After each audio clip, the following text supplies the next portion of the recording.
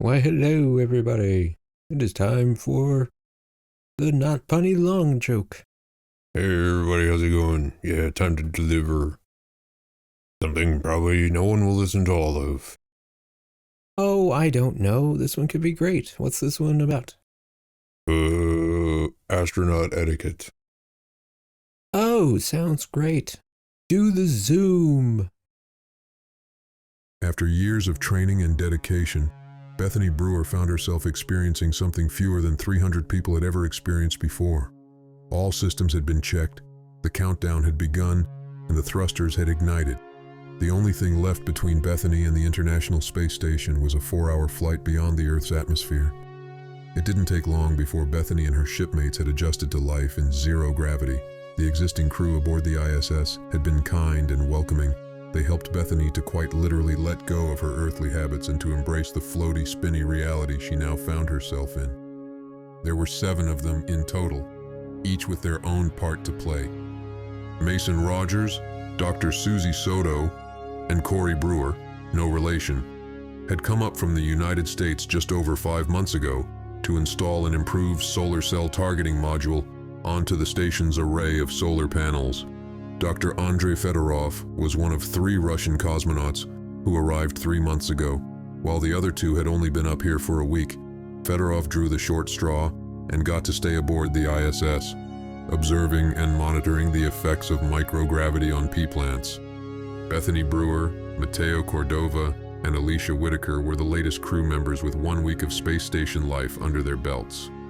They were there to test new long-range, low-latency communications equipment and to replace the prior U.S. crew at the 6-month mark. Once these newbies were accustomed to life in microgravity, apart from one small annoyance, things were going quite well for Bethany. Typically, the crew referred to each other by last name, but with 2 Brewers aboard the ISS and Bethany lacking in seniority, the crew had taken to referring to her by her first name. Most called her Bethany, which was her preference, but Brewer insisted on calling her Beth, which irked her slightly. It felt a bit odd being the only one called by their first name. But eventually that too started to feel normal. In fact, after only 3 weeks aboard the ISS, life in microgravity, floating 254 miles above the Earth, felt totally normal to Bethany. To her surprise, the only strangeness about it was the idiosyncratic superstitions of her colleagues. Despite their confidence in the science that brought them to space, each member of the current ISS crew seemed to have peculiar rituals that kept them at peace. Cordova, for example, refused to be the first or last person to start eating during mealtime. He'd usually have his food pouch ready to go and would stand next to the rehydration station or warming oven, waiting for someone else to go first.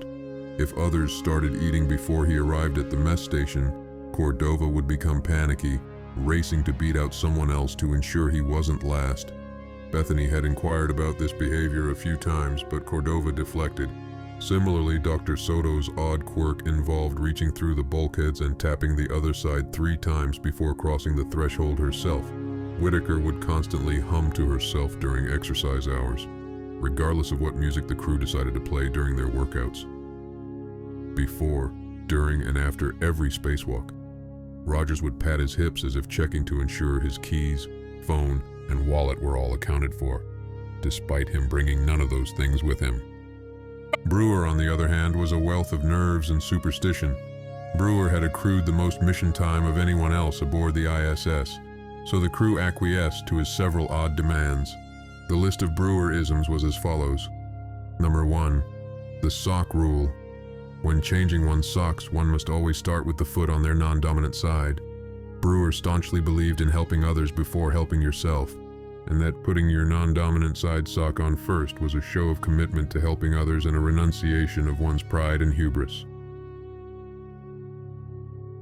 Number 2, the wishful thinking rule. Under no circumstances should anyone ever say the words, "I wish," or "I promise." According to Brewer, those phrases are too tempting to fate and karma, and uttering them would invite a cruel surprise for whomever made the mistake of saying those words. 3, the group mediation rule. At least once a day, the crew must share a collective moment of silence where they just listen to and appreciate the quiet of space. Doing so would keep the team bonded and remind them that there is more to life than momentary disagreements and petty squabbles. And lastly, number 4, the double act rule. On day 1, Brewer explained that, as with all things, clear two-way communication is vital to ensuring the smooth operation of the ISS. There is no room for misunderstanding. And when living so close to the dark and endless vacuum of space, the last thing anyone wants is to feel like their words were sent out into the void, never to be heard. That's why, anytime anyone says anything, it's important to provide a verbal acknowledgement. But, to avoid becoming complacent and rote, one must endeavor never to repeat the same acknowledgement twice in a row. To repeat an acknowledgement was the ultimate taboo and would guarantee a great misfortune to befall not just the entire crew but their loved ones as well. Despite her dislike for everyone's superstitions, Bethany recognized they were harmless and not worth arguing over. This was not a molehill for her to die upon. Brewer's deadpan reverence for his rules was not a character flaw for her to correct. In private, Bethany had put on the wrong soccer couple teams and caught herself about to repeat acknowledgments from time to time, but apart from enduring a few cautious reminder speeches from Brewer, no harm had ever really come from her close calls, and besides, Brewer only had 1 week left before returning home on the next supply shuttle, so she only had to endure his ridiculous rules and the indignity of him calling her Beth for 1 more week. After that time, she would reclaim the name Brewer. On the more experienced U.S. crew's final day, a call came in from Mission Control advising that one of the solar panel couplings had come loose. After a brief game of rock, paper, scissors between Rogers, Soto, and Brewer, Rogers won the right to go on one final spacewalk to reseat the coupling before heading home.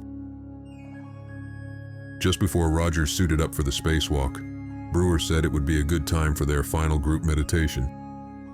When the group meditation rule was first explained, Bethany thought the hum of equipment would drown out their ability to listen to and appreciate the quiet of space. But after 3 weeks of daily meditations, she began to appreciate these daily moments of mindfulness and agreed that it strengthened their bond as crewmates. She'd never tell Brewer, but there was a good chance Bethany would continue this rule even after he was gone. Rogers' spacewalk to reseat the coupling began without issue.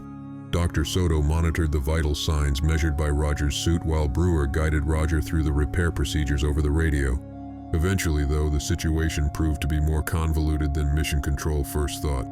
The coupling had deformed, and the underlying wiring was damaged by UV radiation. The entire module was at risk, and the team would have to work quickly to replace the necessary components in time. Brewer suited up to assist Rogers and left Bethany in charge of comms. Bethany remained calm as she and Dr. Soto guided Rogers and Brewer through each step in the repair procedure. They had to safely replace the correct wire ribbons in the correct order, carefully install each node of the new module without under or over torquing the bolts, and once the physical replacements were completed, the final step involved Rogers and Brewer taking and relaying measurements to Bethany and Dr. Soto so that they could be entered into the computer, calculated into input angles, and then those very precise numbers with their very long decimal values had to be keyed into the system with 0 mistakes.